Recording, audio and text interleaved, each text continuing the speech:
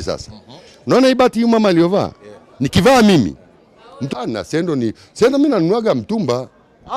Si viatu. Okay. Wewe shida yako nini? Haijalishi ni shilingi ngapi ni? Hapana, maana unanunua, yani maana yake ya hiyo hela ni nini? Kwa sababu unaweza kununua sendo ya shilingi 10,000. Hawa dada wanatembeza, si ndio? Safi, iko tena, iko ile original, yani ngozi kabisa. Wanasemaga matajiri ukiona amevaa labda sendo ya kawaida, hiyo sendo inakuwa sio ya kawaida, inakuwa ni ya gharama kubwa sana. Sasa sikia ngoma, nikwambie. Iko hivi. Siku moja nimenunuaga saa $20. Saa nyeupe, ilikuwa nyeupe. Alafu kule ndani kuna zile nani feki zile za kama almasi. Feki, si mnajua watoto siku hizo wakivaa saa, angalia hii, si utasema gold hii. Kumbe hamna kitu, hii ni bati. Lakini sasa, twende pole. Mimi nakwambia story sasa. Unaona hii bati mama aliyovaa?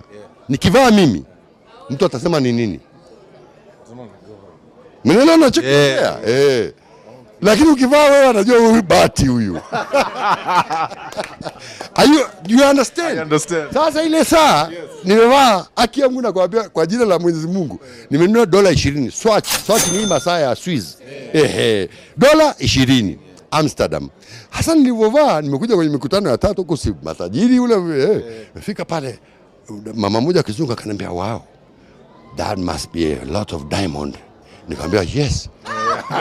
Na wewe unajibania, usimwambie hapana.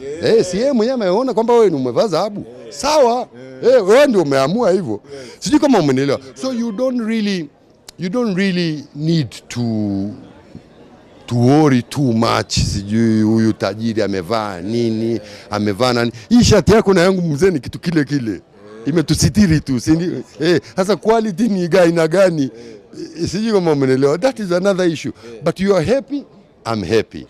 Ukiachana na uwekezaji, wewe mwenyewe binafsi, najua una maisha yako ambayo unapenda labda kuvaa suti, unapenda kuvaa saa nzuri. Suti, unaona hii suti?